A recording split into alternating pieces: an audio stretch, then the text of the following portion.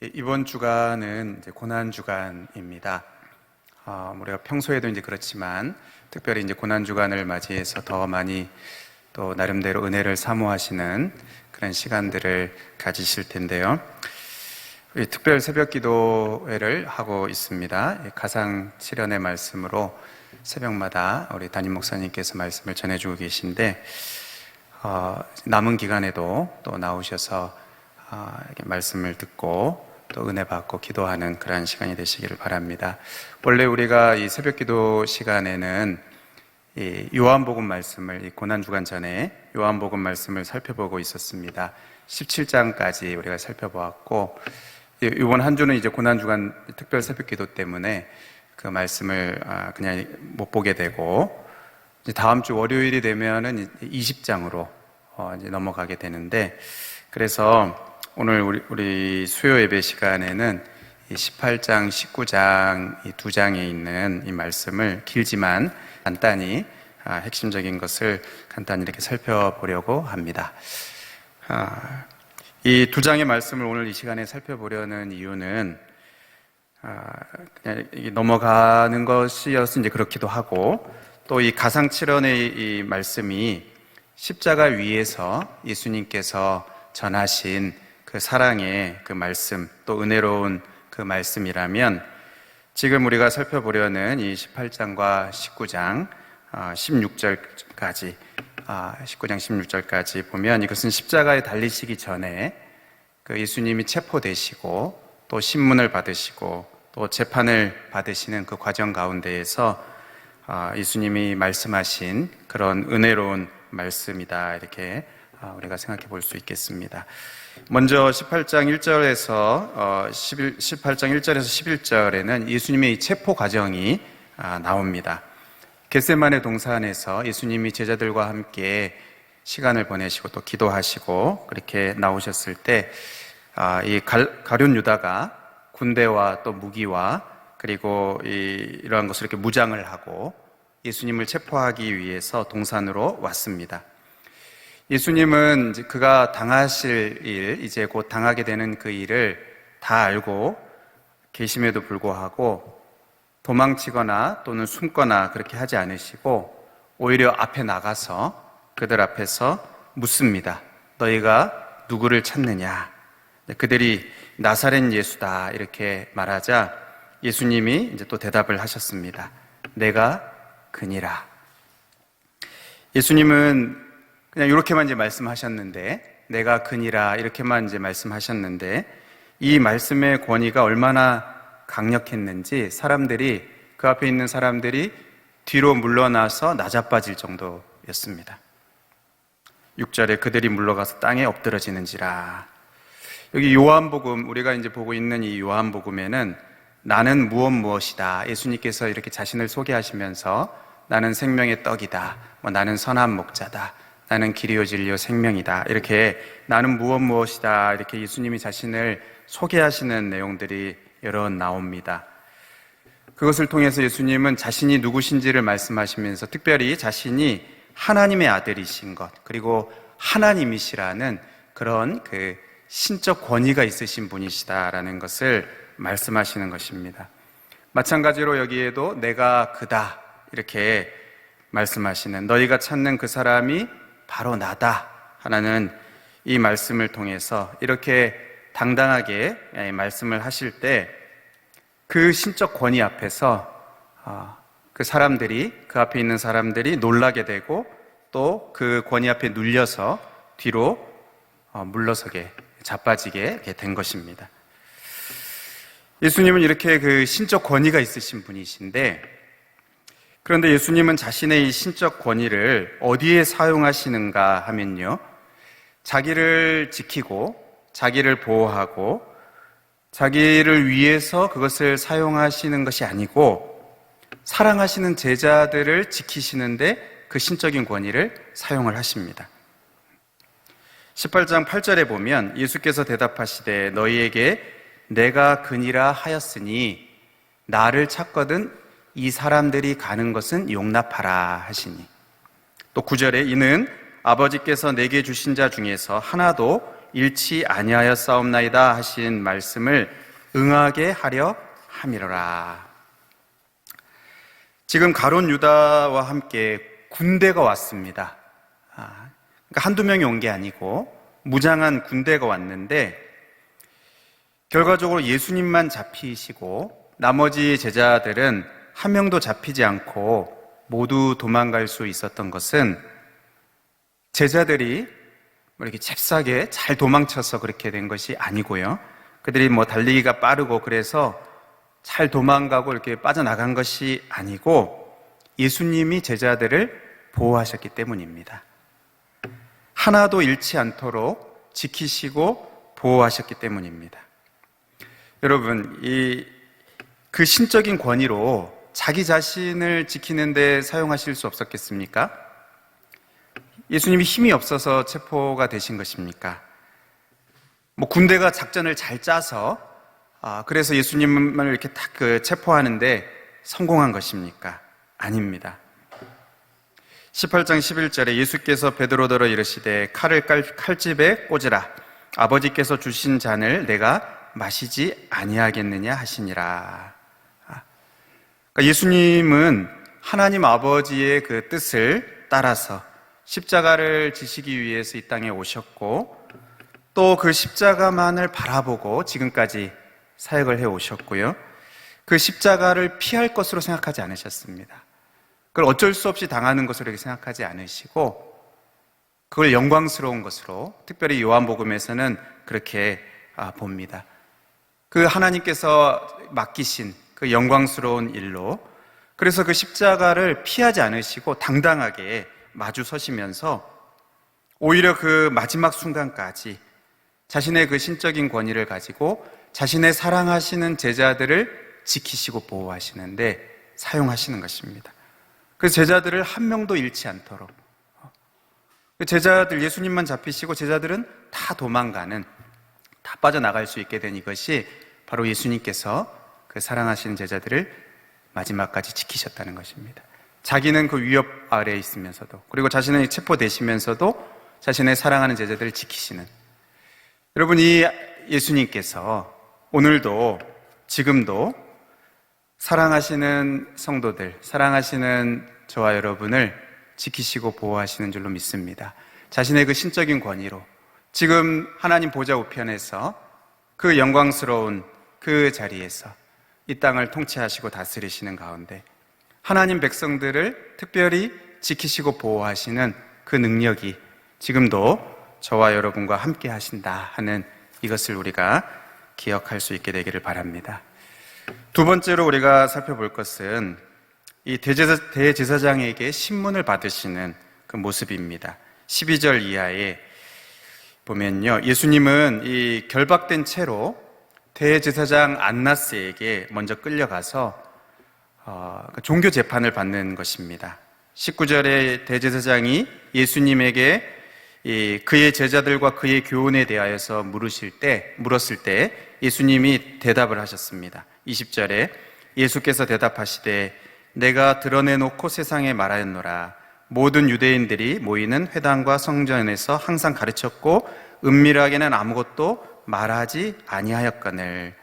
그러니까 대제사장이 예수님께 그 제자들에 대해서 또 교훈에 대해서 이렇게 물었는데 예수님께서 계속 그거 다 이야기했다. 내가 지금까지 회당에서 성전에서 가르쳤고 그것을 하나도 숨기지 않고 다 말하였다. 그렇게 말씀하신 것입니다.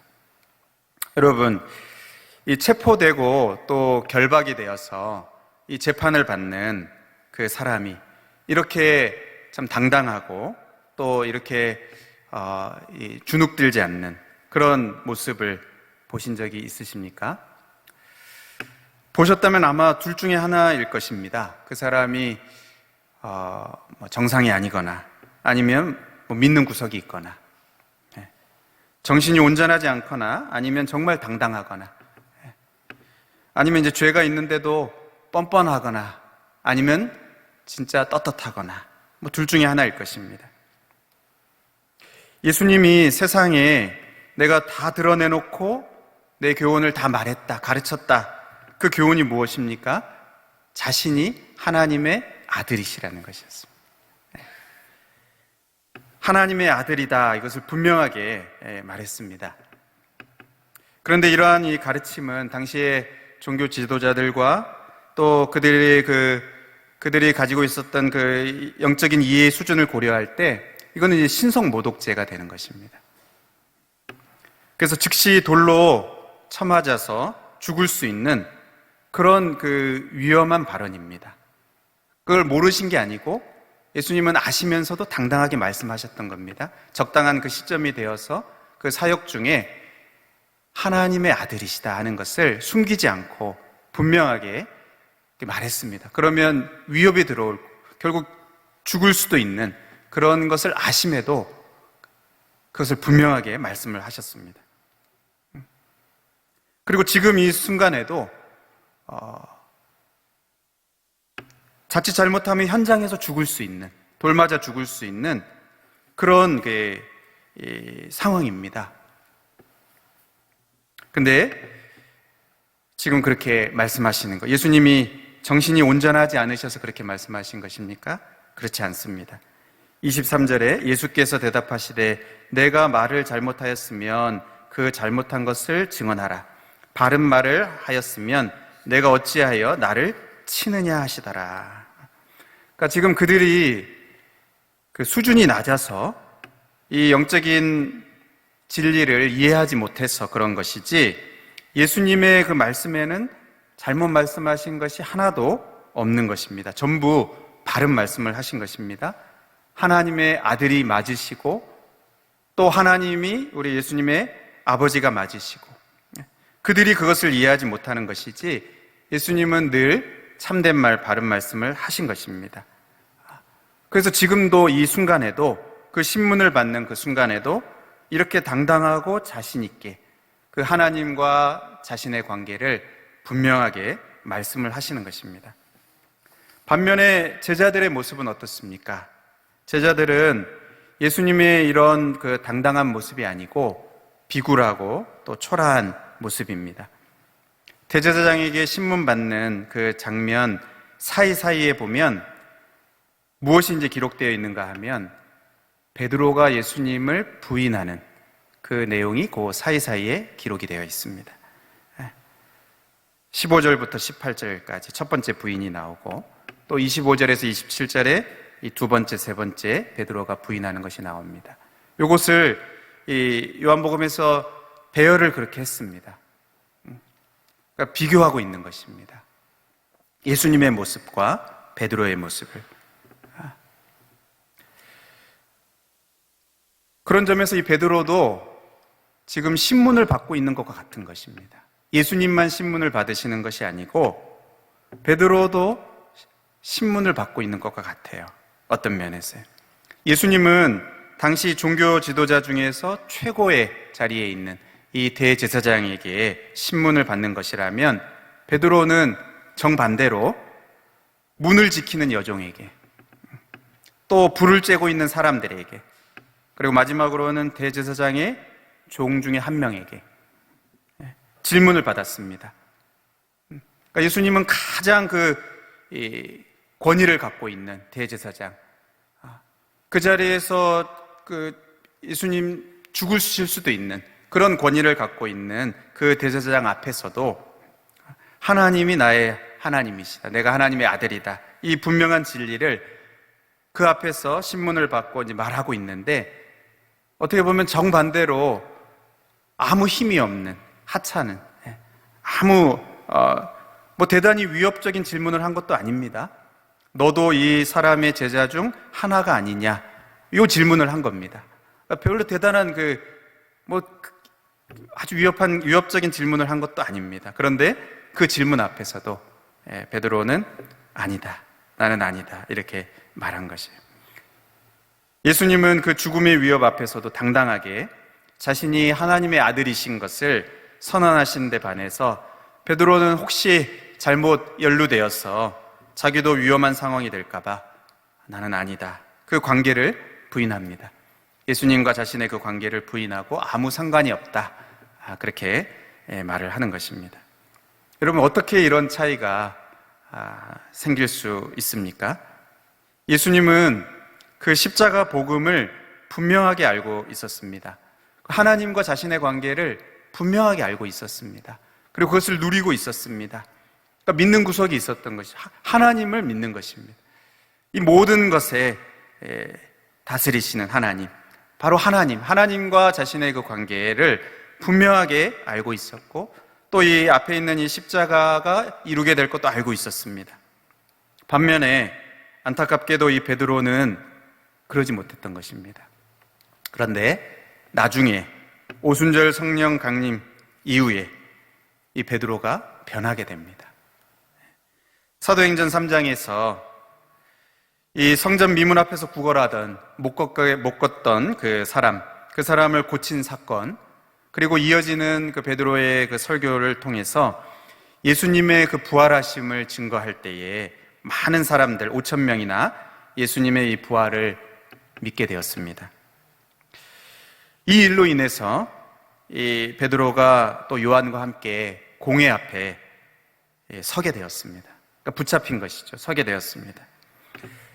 여러분, 그 자리에는 진짜 어마어마한 사람이 다 모였습니다. 사도행전 4장 5절에 보면 이튿날 관리들과 장로들과 서기관들이 예루살렘에 모였는데, 6절에 대제사장 안나스와, 지금 아까 예수님 신문했던 또 가야바와, 그 이후에 또 예수님 신문했던 가야바, 요한과 알렉산더와 및 대제사장의 문중이 다 참여하여 한 번에 다 이렇게 모여서 4장 7절에 사도들을 가운데 세우고 묻되 너희가 무슨 권세와 누구의 이름으로 이 일을 행하였느냐.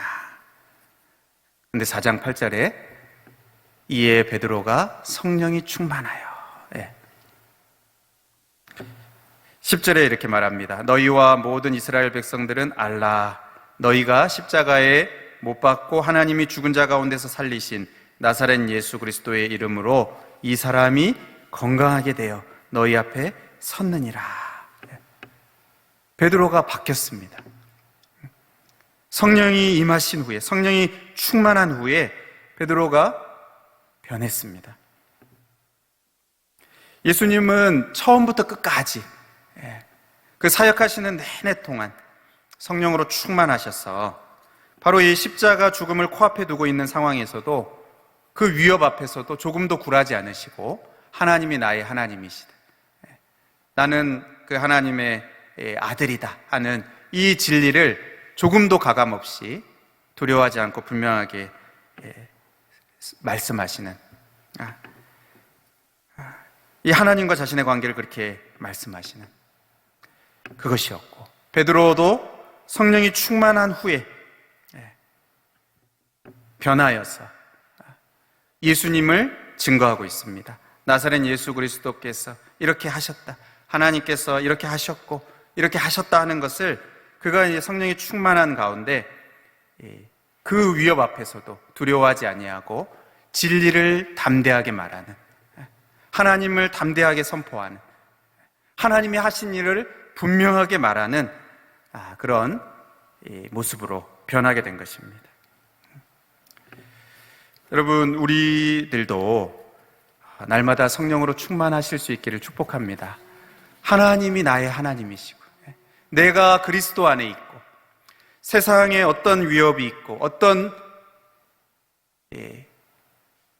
대적들이 앞에 있다 하더라도 그 가운데에서 그것만 보이는 것이 아니라 하나님이 내 하나님이시고 그 하나님이 나를 지켜 보호하시고 내가 그 하나님 안에 있기 때문에 그 위협 앞에서도 담대히 복음을 말할 수 있고 진리를 말할 수 있고 그 가운데서 당당하게 맞설 수 있는 그런 모습으로 우리가 설 수 있으려면 이전의 베드로의 모습으로는 안 되는 겁니다. 내가 죽더라도 예수님 죽기까지 예수님 떠나지 않겠습니다, 이런 어떤 결심만으로는 안 되고 감정만으로 되지 아니하고 그것을 가능하게 하는 것이 성령의 충만함입니다. 성령의 충만함을 받고 우리가 늘 성령의 충만함 가운데 이 진리 가운데 행할 수 있게 되기를 주님의 이름으로 축복합니다. 마지막으로 살펴볼 것은요, 이 빌라도의 재판입니다. 18장 28절부터 19장 16절까지 이 빌라도의 재판이 나오는데, 예수님은 먼저 이 대제사장에게 신문을 받다가 그 다음에 이제 빌라도 총독에게 이제 보내졌습니다. 이제 종교 재판이 아니라 로마 법정에서 이제 정식 재판을 받고 십자가에 달려 죽게 하려는 속셈으로 이 당시 로마에서 파견된 로마 총독 빌라도에게 보낸 것입니다. 그런데 이 재판은 제대로 된 재판이 아니고요, 한밤중에 순식간에 진행된 거짓 증인과 또 선동과 또 폭력이 난무했던 그런 불법 재판이었습니다. 어쨌든 이 빌라도의 재판에서 우리는 크게 두 가지 사실을 이제 확인할 수가 있습니다. 첫 번째 사실은 빌라도가 예수님에게서 아무 죄도 발견하지 못했다는 것입니다. 빌라도가 여러 번 이런 말을 합니다. 18장 38절에도 또 19장 4절에도 19장 6절에도 나는 그에게서 죄를 찾지 못했다. 유대인에게 나갔다가 또 예수님께 왔다가 이렇게 오고 가면서 이 유대인에게 올 때마다 나는 그에게서 아무 죄도 찾지 못했다, 반복해서 말을 합니다. 빌라도의 재판에서 분명하게 말하고 있는 것은 예수님께는 죄가 없다는 것입니다. 오히려 예수님께서 이 빌라도와 또 다른 사람들의 그 죄를 판결하십니다. 19장 11절에 예수께서 대답하시되 위에서 주지 아니하셨더라면 나를 해할 권한이 없었으리니 그러므로 나를 내게 넘겨준 자의 죄는 더 크다 하시니라. 지금 법정에 끌려와 있는, 이 결박돼서 끌려와 있는 예수님이 지금 이 말씀을 하시는 것입니다. 이 말씀을 보면 예수님은 예수님을 판 그 가룟 유다, 그 죄가 크고 또 예수님을 고발하며 넘겨준 대제사장과 종교 지도자들의 죄가 크고 또 지금 이 앞에 있는 빌라도의 죄도 분명히 있다, 이렇게 말씀하시는 거예요. 나를 내게 넘겨준 자의 죄가 더 크다. 빌라도에도 죄가 있다는 거죠. 근데 그를 넘겨준 그들의 죄가 더 크다, 이렇게 이제 말씀을 하시는 것입니다. 그러니까 이 죄인으로 지금 서 계신데 오히려 죄를 판단하고 계십니다. 죄인의 신분으로 그 자리에 서 계신데 오히려 자신은 죄가 없으실 뿐만 아니라 마치 재판장의 모습으로 그 죄를 판결하시는 것을 보게 됩니다. 여기 유다나 가룟 유다나 또 종교 지도자들이나 또 빌라도, 그들만 죄가 있는 것입니까? 아니죠. 이 자리에 있는 우리들도 다 포함이 됩니다. 예수님이 십자가에서 죽으신 것은 자신의 죄 때문이 아니라 바로 우리들의 죄 때문입니다. 위에서 주지 아니하셨더라면 나를 해할 권한이 없었으리라, 이렇게 말씀하십니다. 그러니까 위에서 그 권한을 주신 것입니다. 그러니까 어떤 면에서는 이것은 빌라도의 법정이지만 하나님의 법정이라고 할 수 있습니다.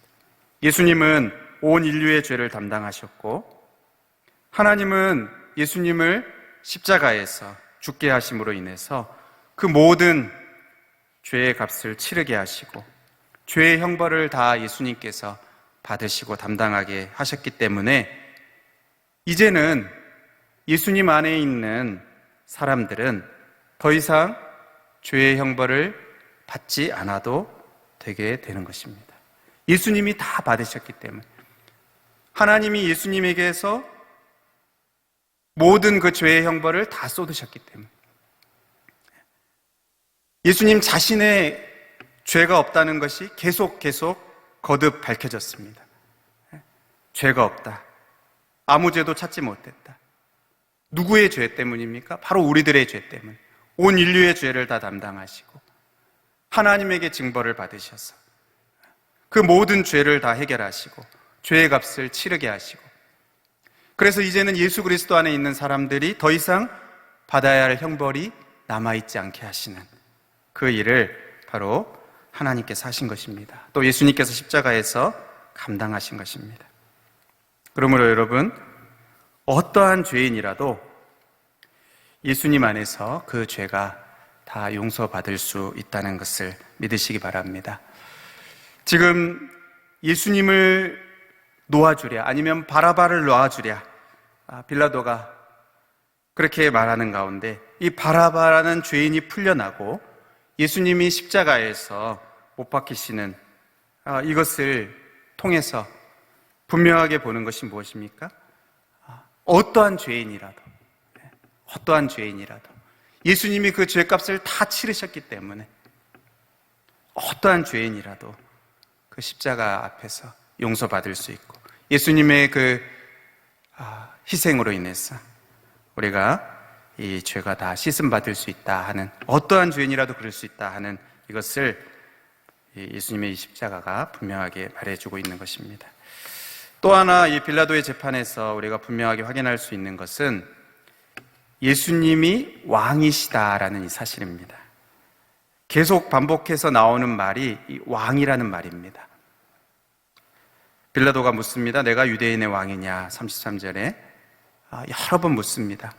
네가 왕이 아니냐, 왕이냐. 또 나중에 그 예수님을 채찍질한 후에 또 유대인들에게 데리고 나가서 유대인의 왕이다 이렇게 말씀하시고, 내가 유대인의 왕이냐 이렇게 물으셨을 때 예수님께서 대답하셨습니다.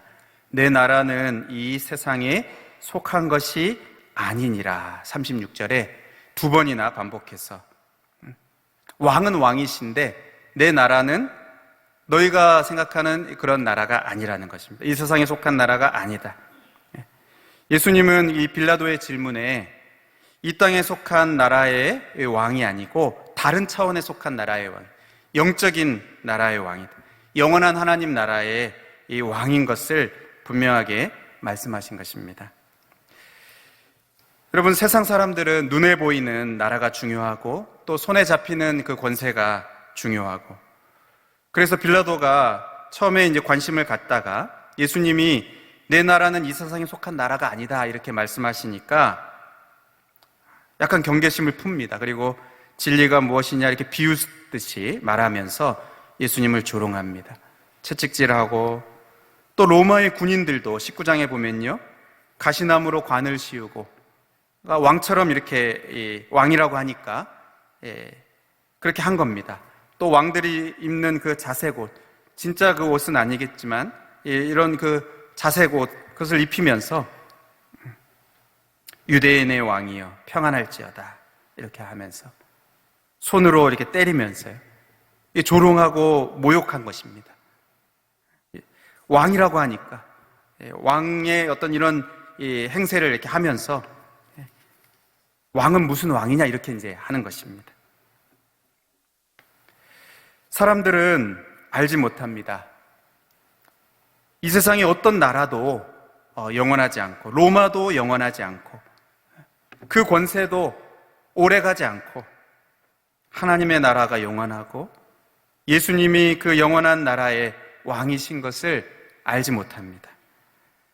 그리고 예수님을 자기 왕으로 모신 그 사람들이 그 나라의 백성들인 것을 알지를 못합니다. 그래서 예수님만 이렇게 때리고 모욕하고 조롱하는 게 아니고 하나님의 백성들도, 그리스도인들도 조롱하기도 하고 무시하기도 하고 그들이 살아가는 방식들을 어리석게 생각하기도 합니다. 왜요? 예수님이 참된 왕이신 걸 모르기 때문에, 영원한 권세를 가지고 계신 걸 모르기 때문에, 그 나라가 영원하다는 것을 알지 못하기 때문에 그렇습니다. 눈에 보이는 그 나라와 권세가 전부이기 때문에 그 예수님도 때리고 또 예수님을 믿는 하나님의 백성들도 조롱하고 우습게 여기고 비웃는 것이 이 세상입니다. 하지만 여러분, 우리들은 압니다. 하나님의 나라가 영원하고 예수님이 참된 왕이시고 그 권세가 영원하고 예수님의 다스림을 받는 하나님의 백성들이야말로 가장 존귀하고 영광스럽고 복된 신분을 가진 자들이다 하는 것을 우리들은 압니다. 예수님의 십자가는 세상 사람들은 이해하지 못할지 몰라도요, 하나님 나라의 그 왕으로 등극하시는 영광스러운 길입니다. 고난의 길인데 하나님 나라의 왕으로 등극하시는 영광스러운 길이에요. 그 이후에 부활과 승천과 이것을 다 포함해서 에베소서 1장 20절에서 22절 우리 같이 한번 말씀을 한번 같이 한 목소리 한번 읽어보겠습니다. 시작. 그의 능력이 그리스도 안에서 역사하사 죽은 자들 가운데서 다시 살리시고 하늘에서 자기의 오른편에 앉히사 모든 통치와 권세와 능력과 주권과 이 세상뿐 아니라 오는 세상이 일컫는 모든 이름 위에 뛰어나게 하시고 또 만물을 그의 발 아래에 복종하게 하시고 그를 만물 위에 교회의 머리로 삼으셨느니라. 아멘. 예수님의 그 십자가, 당시에 어떤 누구도 그것이 영원한 하나님 나라의 왕으로 오르시는 그 과정인 것을 아무도 이해하지 못했습니다. 그냥 실패한 것 같았고, 그냥 고난당하는 것 같았고, 그냥 너무나 비참하게 죽는 것 같았지만, 그 십자가는 바로 하나님 나라, 그 영원한 나라의 왕으로 오르시는 그 과정이 되었던 것입니다. 그리고 우리가 그 나라의 백성입니다.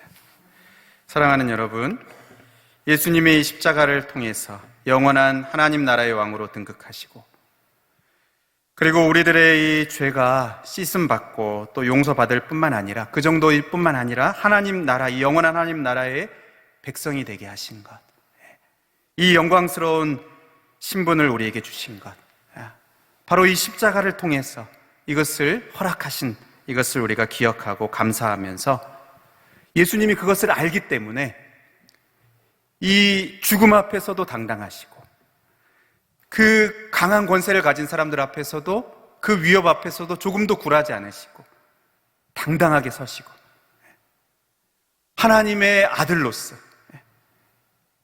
그 앞에서 분명하게 서셔서 하나님을 높이고 또 하나님께 영광 올려드렸던 그 모습처럼, 여러분, 우리도 오늘을 우리가 살아가면서 그 하나님 나라 백성의 그 신분, 그 영광스러운 신분이 우리의 신분인 것을 기억하고 하나님을 기쁘시게 하는 그러한 모습으로, 끝까지 순종하는 모습으로, 조금도 우리가 세상과 타협하지 않는 그런 모습으로 당당하게 맞서 나아가는 그러한 하나님 백성의 모습으로 살아갈 수 있게 되기를 주님의 이름으로 축복합니다.